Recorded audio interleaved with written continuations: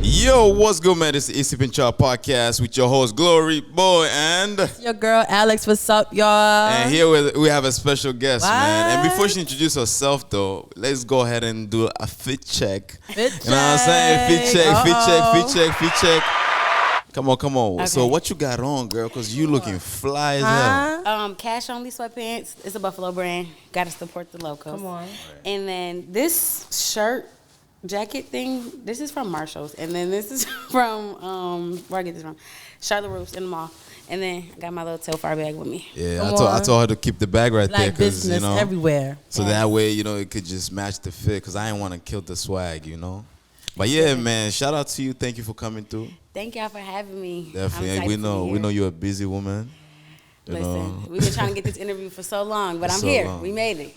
Yeah, because I remember I even caught you like at some party, and I'm like, yo, we have to do it. Yes. Oh, my goodness. We was at the hookah lounge. He lounge. like, am I going to get this interview? We got to do this interview. I'm like, yes. We're going to do it. We're going to do it. We're going to do it. Today's the day. Today's the day, man. And so now, let's go ahead and just give you the opportunity to introduce yourself however you want to introduce yourself. Tell the people your name and so on, your handles and so on. Here we go.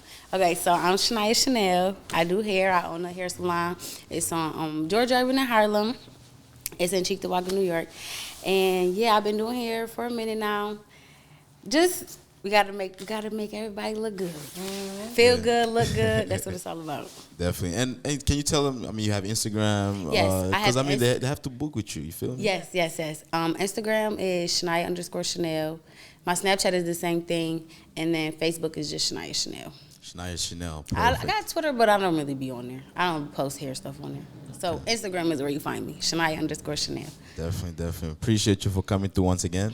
And so let's go ahead and just kind of like start off by letting the people know exactly where you're from, So like, where were you born and your background and so on. Okay, so I'm from Buffalo, born and raised. I grew up on the east side of Buffalo.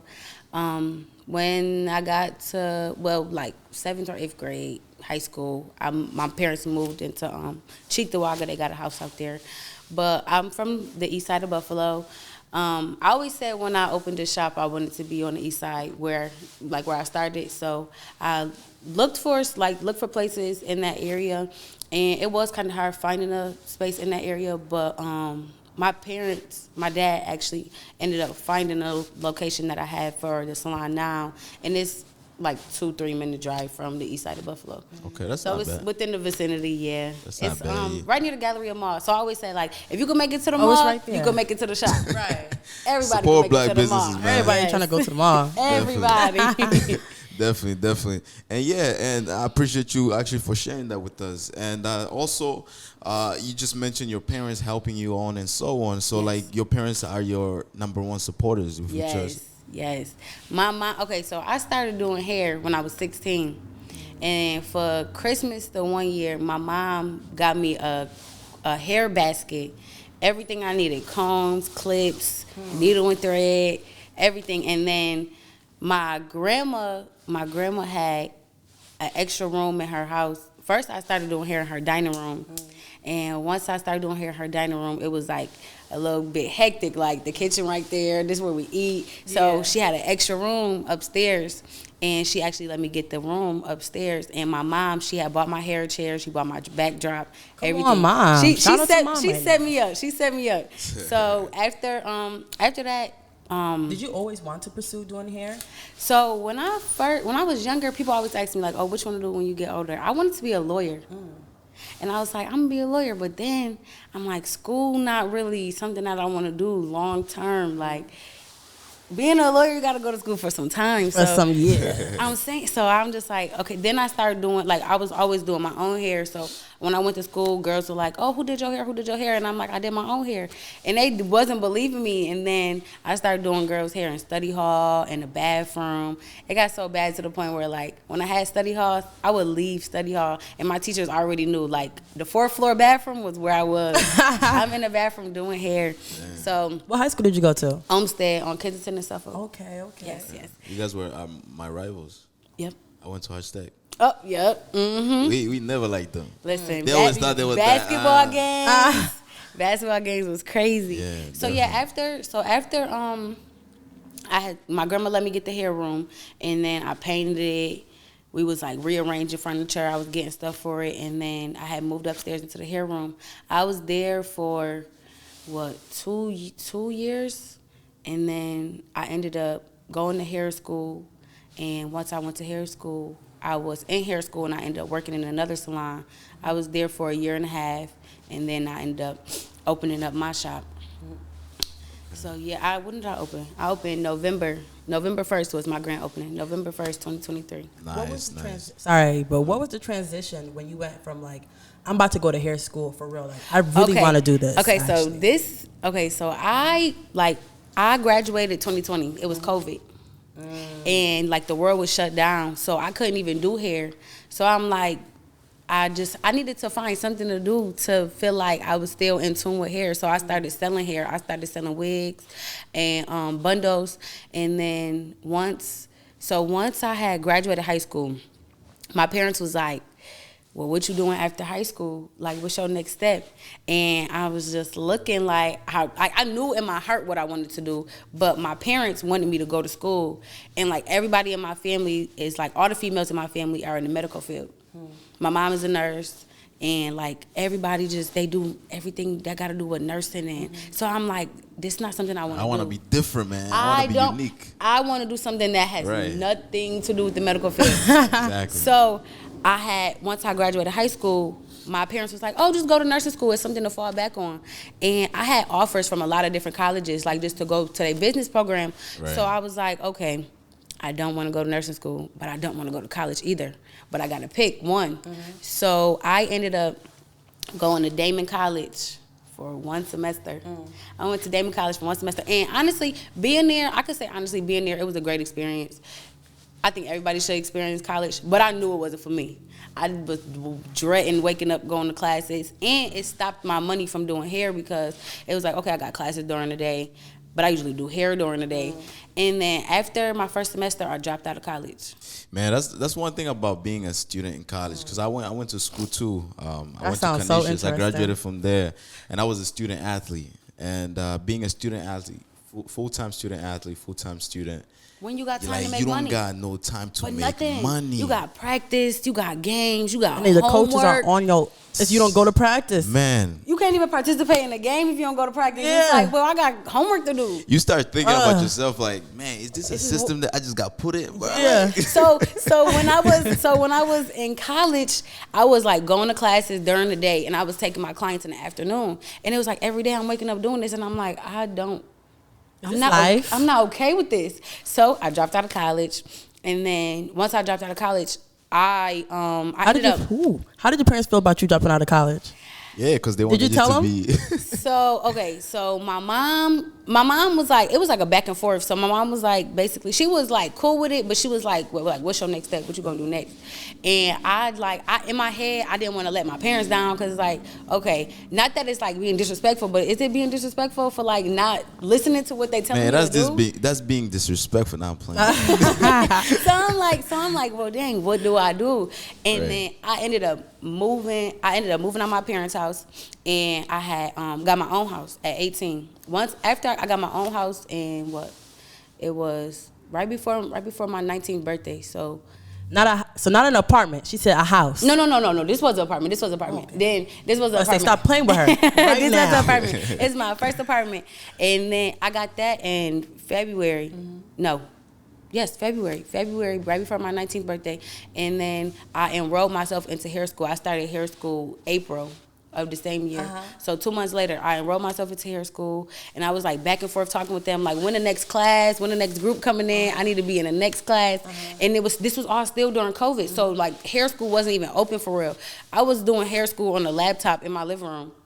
And I'm like, okay, this is hair school, but like, this don't feel like hair school. In here. So then they ended up opening like the building back up, and I went into school. There was a 8-month it was supposed to be 8 months, but when you don't go them days, you got to make them days up. So it was 9 months. It was you basically, to get a hair license, you got to get a state 1,000 hours.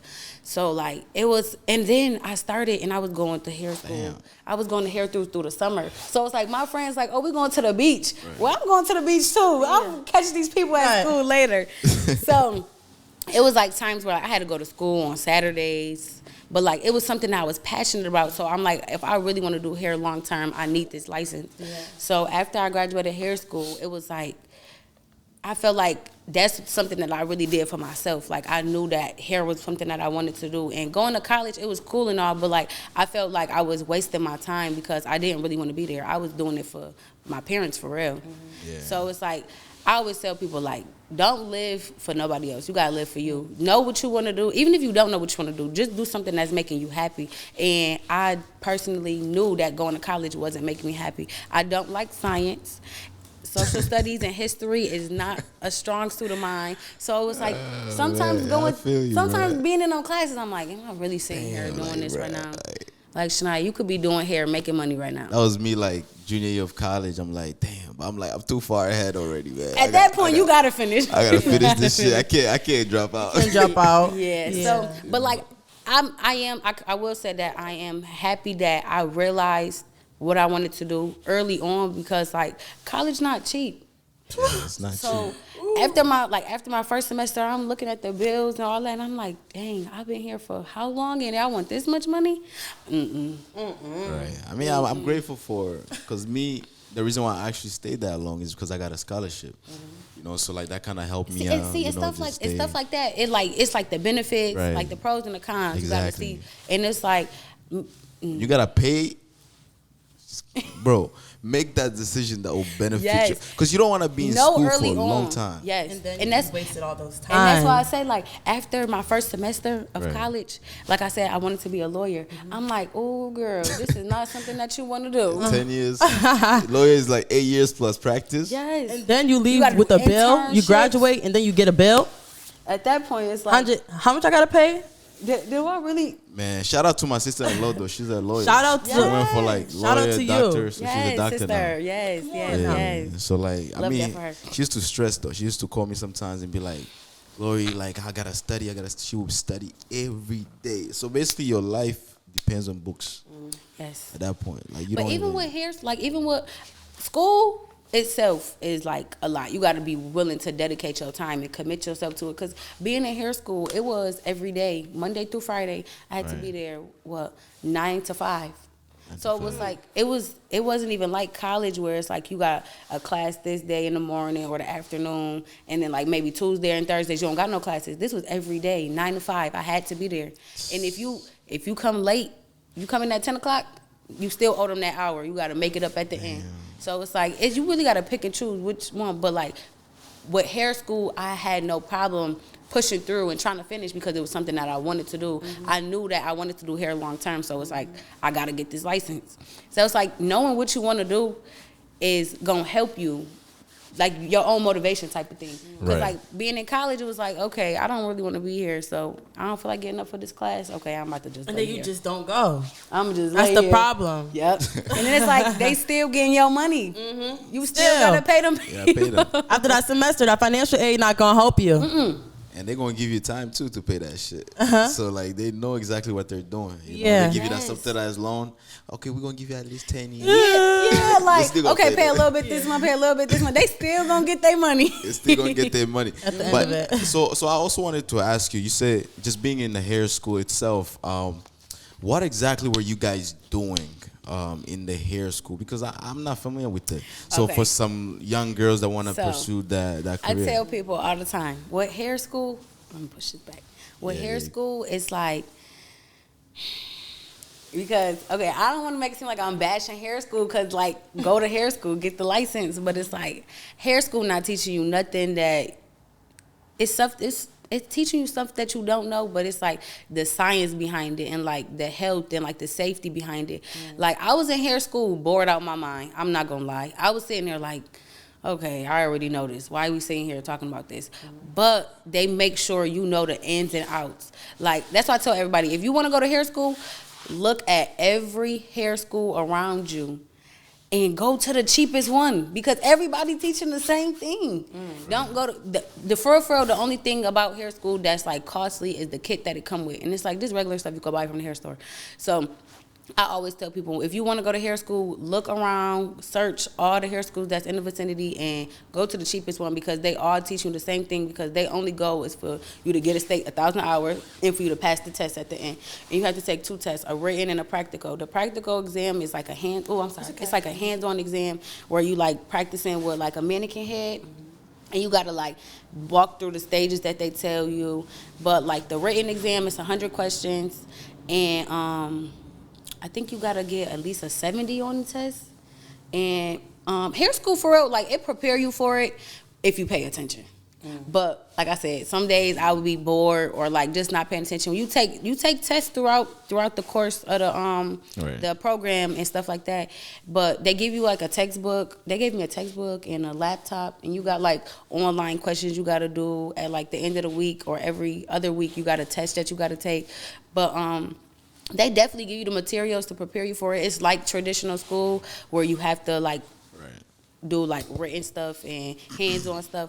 But I feel like the hands-on part of it is like the more exciting part of it. Like you excited to be there when you get your mannequin heads and you practicing the styles that they teaching you. That's better than actually sitting there and reading the book and stuff. But like the program definitely, if you really, that's why I tell people, if you really passionate about it, you're going to go to school, you're going to get them people your time. You're going to dedicate the 1,000 hours. But people that's just doing it for fun or doing hair for extra money and stuff like that, you're not going to want to sit through that course, and you're not going to want to be in that class all day, 9 to 5, because it's like having a job. So when I did go to hair school, I was in school from 9 to 5, and I did hair from 6 to 10.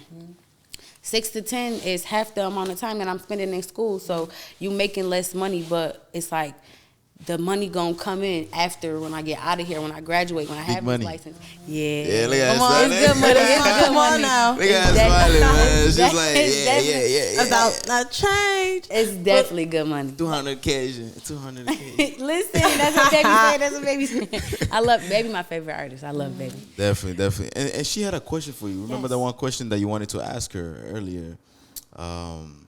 It was... What was that question? I have another question. I'm open to all questions. That question was very interesting. My first question would be, what made you so passionate with doing hair? Like, where you were like, you know what? Okay, so the first experience that I had with a client that made me feel like I want to do this long term.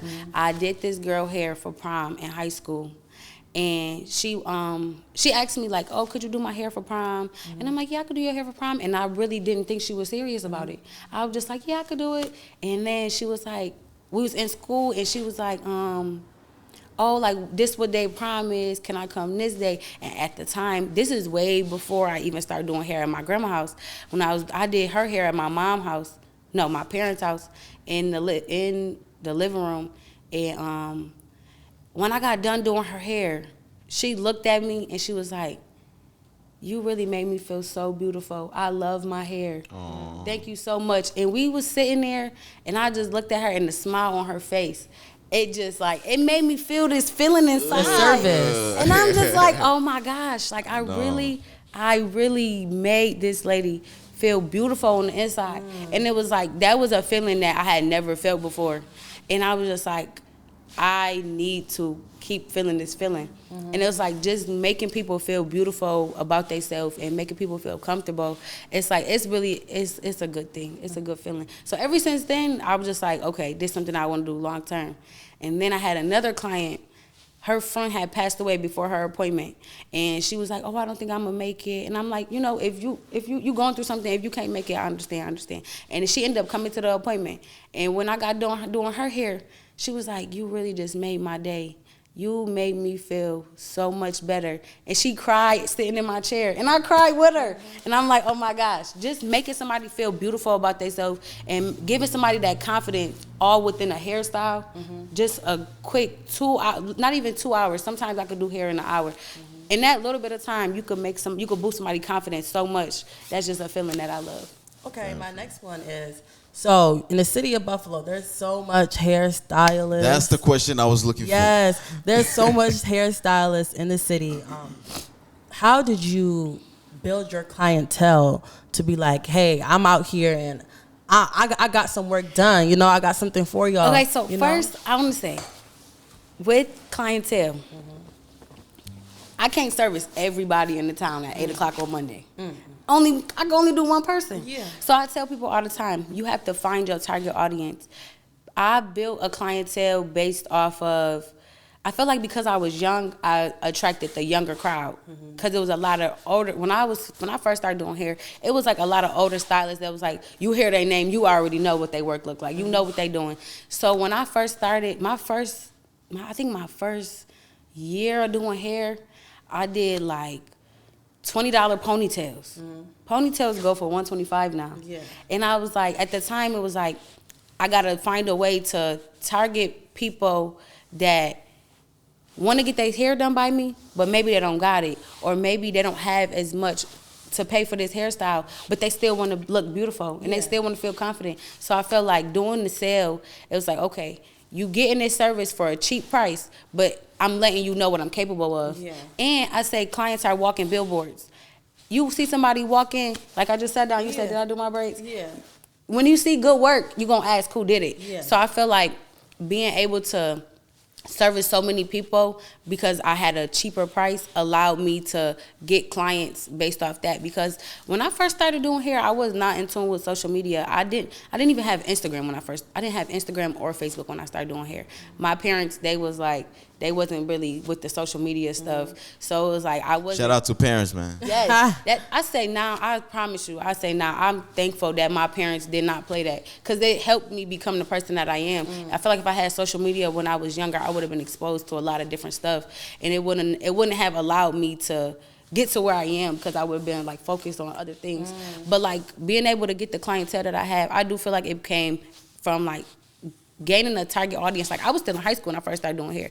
We in high school, our parents not about to keep throwing hundreds and hundreds of dollars for some hair. So I'm like, okay, I gotta be able to service these people, but for a price that I'm willing to pay. So I'm like, okay, I'll do $20 ponytails. That got me like a stepping stone, foot through the door. And then as I like got further on, my friends played a big part in it because I was doing their hair. Like I said, I was doing hair in school, so a lot of people in school knew that I did hair. So that's how I was getting a little bit of clientele from that. But I want to say like once I got out of high school and once I started going to college, social media then started to play a role. I'm like, okay, me being on social media is allowing me to reach more than just the people that I see on a day-to-day basis or the people in my age bracket. Now I have a bigger audience to appeal to. So once I got onto social media, getting a clientele on there, I feel like it was kind of hard because I wasn't consistent with it. I wasn't like posting every day. I was just like, okay, the people that know that I do hair, they know that I do hair. Why do I gotta promote myself? Yeah. But I feel like now I have gained a great amount of clientele from like through college students like that I would have never even came encounter with. Yes, sir. That's excellence right there. Black excellence. If it wasn't due to social media. Like I had this one girl, she's from New York City, and I did her hair.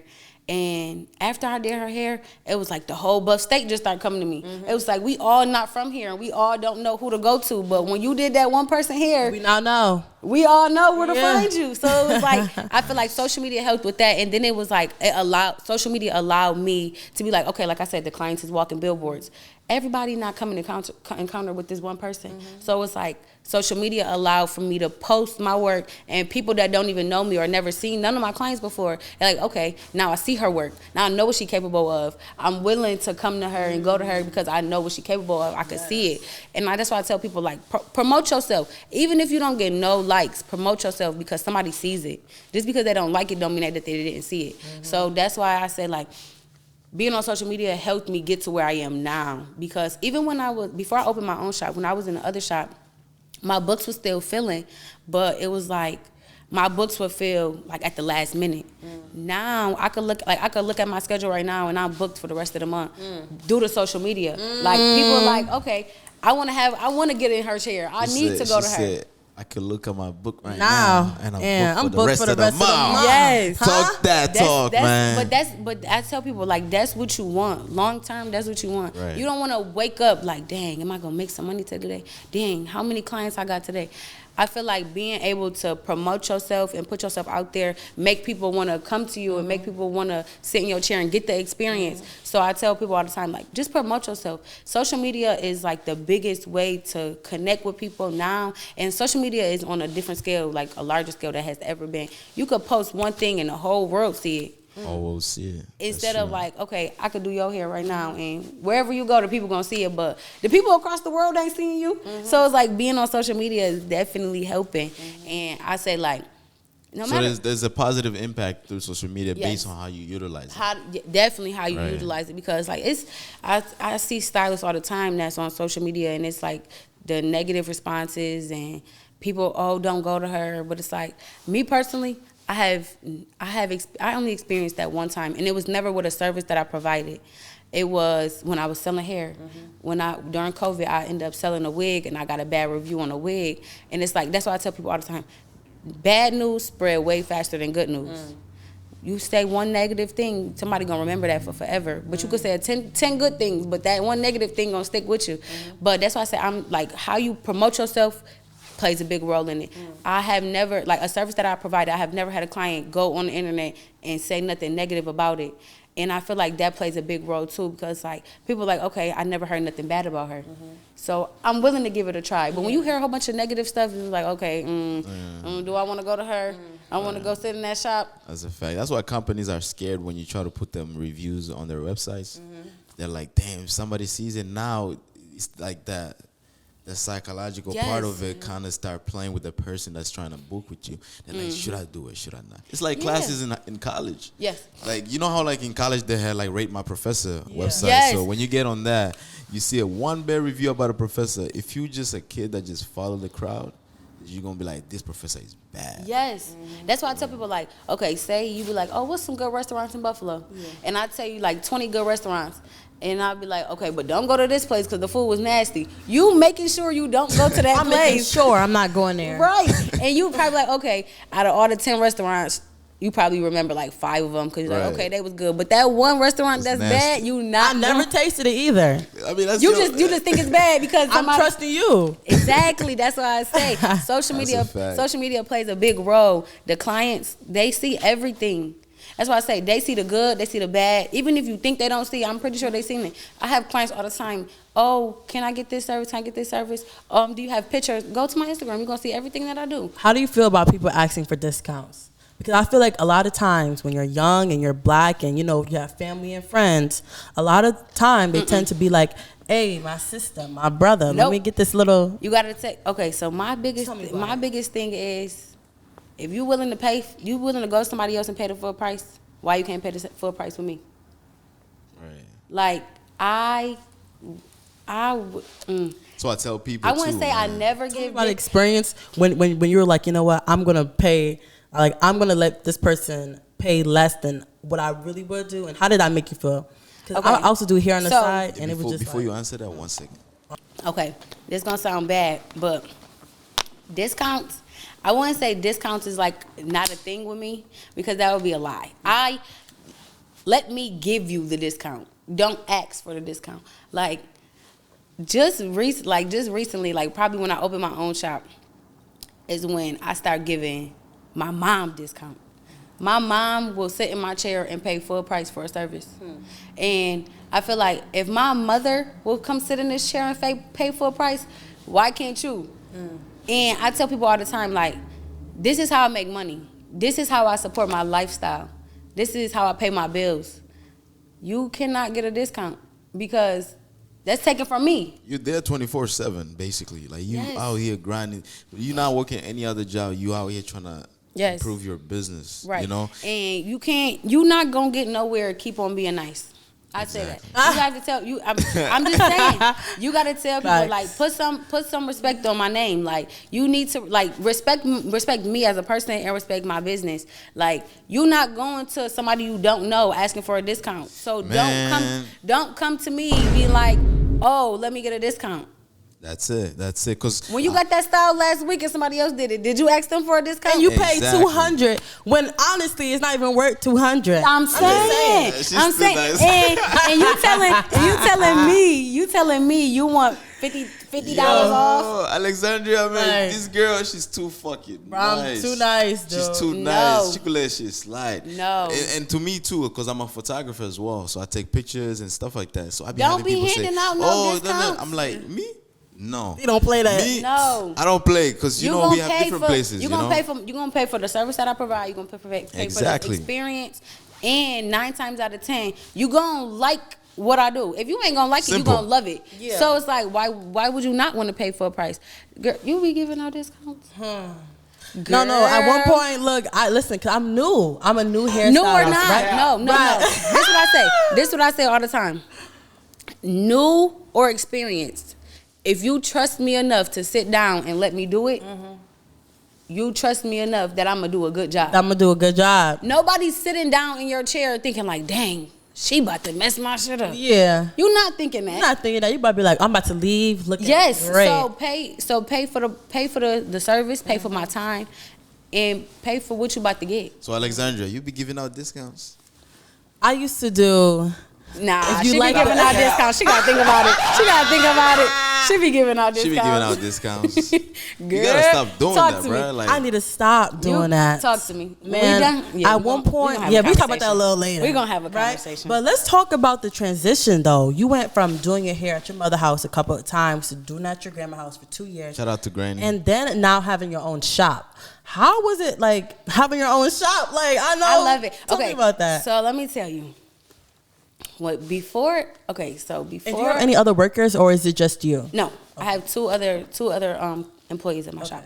So, okay, going from my parents' house to my grandma's house, that was like a no-brainer because my parents don't play that everybody know where we live type of thing. So it was just like, okay, but everybody already knew where my grandma stayed. Everybody from childhood, from babies, everybody already know where my grandma stayed. Right. So that was a no-brainer. Like, okay, I'm about to do hair at my grandma's house.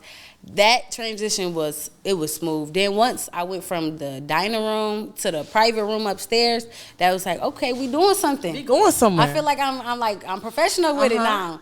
Then once I was in hair school, going into the other shop, I'm not gonna lie, it was like I was scared. I was nervous because I was like, okay, I'm in a different environment. It's not just me and my client. Now it's me, my client, my client, the owner, they clients, the other girl I worked with, her clients. This is a bigger atmosphere. And it was like, I wouldn't say that the salon wasn't my type of vibe because I adjusted to it. But it was something new for me. So I was like kind of in an uncomfortable situation. But once I got in through the door and I started taking my clients, it became very comfortable. I loved it. I loved the experience. But the transition from going from that salon to getting my own salon, Nice. ooh, I was so scared. I told my parents because at first I wasn't gonna open my shop. I was gonna get a salon suite, and then I was looking at the rent for the salon suite, and I'm like, well, dang, I'm about to give these people almost $1,000 a month. I might as well get a building. So my parents started looking, and then my dad found the salon. And before he was like, okay, we about to go see this salon, I was like, we really going to see it? We going? He was like, yeah, just come by and see how you like it. And I was telling my parents, like, Shout out to the parents. yes, yes. I told my parents, I'm like, I don't want to be nobody boss. Like, if it come time to be mean, I don't want to be mean. I'm nervous. And my mom like, girl, this is business. Business is business. You better. So once I had seen a location. Okay, before I say this, because I don't want everybody to think like everything just be so smooth and chill. When I left the other salon, it was a period of time where I was doing hair at my house. And at that time, it was really grind mode. Like, okay, I don't like everybody knowing where I live either. So it's like I gotta find a space. Either I'm going to the salon suite or I gotta start looking for a building. Right. So at that time, I was like picking and choosing which clients I took, like which clients I felt comfortable with coming to my house. And then when my parents, my dad was like, okay, I talked to the lady, we going to see the building, and it was crazy because my mom had to work this day. My mom left work. She took her break and left work, and we all went to go see the building. And once I stepped foot in that building, I was just like, I love this. It's the one. I need it. It's the perfect size. And it was a shop before I got there. So it was like the floor plan was already, everything, the sinks was the lights, everything. All I had to do was literally put the furniture in it and open. So it was like, okay. It was like, okay, Shaniya, you either want it or you don't. And I was like, me being so nervous, I was just like, okay, what we gonna do? And at the time, okay, remember I told you with hair school, how you gotta take 2 tests. At the time, before I got this shop, when I was in the other shop, I had took my practical exam. I took my practical exam on the first time. I took my written exam. I failed it 3 times. I told you I'm not a school person. I'm not ashamed to say it because, like, test doesn't really show how capable you are of doing something. Right. Some people may be so good at tests, but put them in a shop, they can't even manage it. Yes. You feel me? So I tell people when I was looking for my location. At the time, you needed to be fully licensed. I had a license, but it was only temporary. So I had to be fully licensed to be able to open my own shop. So once I had left the other shop, and it was like, well, okay, so the owner of the other shop that I was working in, I had my temporary license on the wall. But before I left, something that was said to me that always stuck with me, when it was time to go get that license, it was, in New York State, you're not a licensed professional. And I'm like, okay, I've been doing hair every day. Right. No bad reviews. I ain't messed nobody's hair up. Nothing went left. But because I didn't pass this test, you telling me I'm not a licensed professional. And I'm like, well, dang, I'm not. How many times do they give you, like? Oh, once you just got to pay for it. Oh, okay. The test $15. Every time you want to take it, it's $15. So then how did you get past the setting where you're like, maybe I'm not a licensed hairstylist? I was like, okay, I'm leaving this location, but doing hair is what I love. So it's like, I'm not a licensed professional, but I am very much so a professional. So it was like, Shaniya, it's time to lock in. Like, you want this for yourself, so you got to lock in. I studied and studied and studied till I couldn't study no more. I paid for study guides. I probably spent like $120 on some books, on online apps, tests to take to be able to pass the exam. And I kept telling my parents, like, I don't know if I'm gonna pass this test. Because I needed somewhere to work. I wanted to open my shop, but I needed somewhere to work. And the owner of the building, she was like, you need a license to open. And I was like, okay, this is time. I studied and I studied and I studied and I studied and I took that test. And once I walked out the door from taking that test, I sat outside that building and I cried. I called my mom. I said, Mom, I don't think I passed it. And she was like, well, we going to see this building and we going to pray that you passed it. She like, you passed it. I know you passed it. You want it too bad. I know you passed it. Did you grow up in a prayerful home? Mm-hmm. Okay. Mm-hmm. My family, it was never like, oh, we going to church every Sunday. It was times where like I'll get up by myself and my grandma on her way to church. Can you come get me for church? So your grandma was every day. Yeah, my grandma was always at church. She don't even even now she don't go to church every day. But we definitely a prayerful family. We pray all the time. Prayer is everything. But after I took that test and I cried. We went to go see the building. We still went to go see the building. And manifesting. Listen, my dad was like, "You like it?" And I'm like, "Yeah." He like, "Okay, I'm gonna talk to the lady. We gonna see." And then the results came back for that test. And I passed it. What? We got that lease, signed that lease so fast. She was like, yes. It felt so good. It really felt so good. Like, I'm just like, Shaniya, you been out of hair school for how long? Almost 3. I was out of hair school for almost 2 years. 2 years. Almost 2.5, 4 years. And I hadn't taken the test. I was just working on my temporary. And once I became fully licensed, I'm like, can't nobody take this from me. You told me in New York State, you don't even know if I'm a licensed professional. And like now, I'm like, can't nobody ever say that to me. Yeah. You cannot take this from me. I worked hard for this. You cannot take this from me. And like it makes me want to cry because it's like I wanted it so bad, and it was just like, okay, it's really time to lock in. And I signed the lease to my shop the last 2 months of October. Damn. And I opened up November 1st. Man, I'm proud of you. Thank you. You know, I'm That's proud of such you a because great like that's very inspirational, and especially that you just kept your ground. You know, you kept going and going and going, and that's the true power. You know, not giving up. Yes. And I also allowing yourself to actually sacrifice some moments because I know you have friends to hang out with, but then you was like, you know what, I'm gonna put them to the side, and I'm just gonna lock in. And Feel me? it's crazy because like throughout the whole process, I say like when you determined to do something, nobody sees what you see. Nobody knows your end goal. It's like tunnel vision. Right. It's like I'm telling y'all what I want to do and I'm telling y'all what's going on, but even if y'all don't see it, I know what's ahead of me.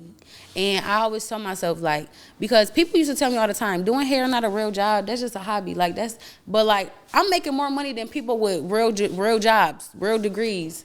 And it's like, I tell people all the time, doing hair is a real job. It's a real job, and also that goes on to my next question actually, because I want us to move forward. So like now let's get deep into it. So now you open your salon and so on. So did you ever face some hate? Like you know how like people always hating and so Yes. on. Like, and if you did face some hate, how did you kind of like overcome it? Oh, okay, so And I know you're still facing some Give hate. us an experience. Tell us a real, you know. yeah. Right. Okay, so T. Man, she about to Put no spaz on names. y'all. You got Miss White and Miss Black, purple, nah. green. I don't No. You can say the name. Okay, so one time that I feel like I experienced some hate was when I opened my shop. I felt like it was people that didn't expect. I feel like people didn't expect me to open the shop how fast I did once I left the other shop, and I felt like, yeah, haters gonna hate, but hate don't pay my bills. So it's like, okay, I see it. Oh, I'm sorry, I see it, but it's like sometimes it's better to just ignore situations than to confront the situation. So when it comes to like hate and stuff like that, it's like, yes, I see it, yes, I acknowledge it, but it's like, is it worth putting myself through the negative energy? Is it worth making me more mad or upset with you? And it's like, you don't even have no real reason to be hating on me. You just mad. And it's like, what you mad for? That you did it. And it's like, I tell myself all the time, like, I let my success and I let what I do speak for itself. Like, I don't acknowledge the haters. I don't do the back and forth with the social media, and that's just because, like I said, my clients see that. So it's like, Right. You hating on me, but what am I getting out of reacting to it? You know what I also tell people? If you ain't got no haters, you ain't popping. You ain't. You know? ain't. You really not. You ain't. With no haters, you're nothing. But If you ain't got I no feel haters, you ain't but popping. honestly, I feel like people hating on what you do makes more people look at you. Because it's like you can have a hater that's like, yeah, that girl Definitely in Buffalo. Yeah. Buffalo love drama. So that's what I said. Like, say somebody be like, oh, I ain't going to her. She charged too much. Da da da da. Just hating. Never been in your chair. Never none of that. And it's like, okay, now you making them come look at my page. Yeah. And they might be like, well, girl, her work is kind of good. praises need. Yeah, like maybe it is worth it. So it's like now somebody else gonna run and tell that story like, yeah, oh girl, she don't want to go to such and such because her braids cost too much. And it's like, okay, well, let me see the work. What it look like. Now somebody else looking at you. So it's like the haters bring the people. Yeah. They definitely bring the people. But She said, "Keep hating, man. You bringing more people to yes, you." you make everybody You look still at bringing me. some type of emotion to Yes, me. because like even with That's good. like people that's like people even people that don't even know you that's hating on you. You could tell when a hater is a hater. Off rip. Let me face. say, you ever encountered someone like face to face, and you know they hating on you? They've said something behind your back, and like, how did you kind of like react in that moment? Majority of the time, I probably just laugh. I just be in my head like, did you really just say that? But okay, no. One thing that was said to me before, and somebody asked me like, you still do hair? You shouldn't be doing hair no more. Same. And it rubbed me the wrong way because I'm like, do I still do hair? What are you talking about? Yes, I still do hair. But they said it in a way that was like condescending in a way. It was like, you want some hater shit right now? Like, what is going on? But that pushed me to go harder. Like, yeah, I'm still doing hair. You about to see. Yes, I'm still doing hair. Yeah. Period. And this when I was working at my house. When I was doing the transition from the other shop to my shop. And they was like, oh, I don't see you post no more like that. Because I will post hair every day. Even now, when I go to the shop, I post hair every day. And I was like, oh, I don't see you post no more. You still doing hair? And I'm like, yeah, I'm still doing hair. But the way they said it was like, you shouldn't be doing hair. Like, you finally taking a break. But it was like, not no, oh, girl, you work too hard. You need to take a break. It was like, thank you. You done doing hair. Yes. And I'm like, wait a minute. Like, nah. Where did this come from? That was actually a great statement because sometimes people actually will ask me too, like, you still doing a podcast? You still doing this? That shows that they're not even interested in watching your stuff, but they still interested in knowing that if you're doing it or not. Because guess what? You know? As soon as you drop that next video, then I'm like, oh, they still doing the podcast. They still working. Now, when they're talking to people that actually know that you're doing it, and they're out there praising your name, saying, "Oh my gosh, like they're doing so good." Da da da. Now they're, oh, that's my boy. That's my girl. Nah, you know, that's that moment. And everybody that wasn't messing with you, now they just coming up like, oh, I see what you're. People that be trying to get put on. Well, you wasn't along for the ride. So why you trying to say that again? Get a little closer to the mic saying that, please. You wasn't along for the ride. Why you trying to make it to the top? Say that again. You wasn't along for the ride. Why you trying to make it to the top? Man. You was not rolling riding with me when we was on the smooth level surface. Now you trying to go all the way up there? Nope. When I was telling you I wanted to do hair, and I came to you when I told you I wanted to do a podcast, and you were just like, girl, I don't know. You know, man. Yeah, no. And then you start doing it, and now they like, oh, girl, you getting it. Yeah, I'm getting it. Now I'm about to show you how much harder I could go. Ooh, because it's like you didn't believe in me. But now that you see that I'm doing it, you see what I'm capable of. Now you trying to hop along? Nah. That's why I be telling people this. When you have a vision, when you have your mind onto something, make sure you do it before you put it out to the world.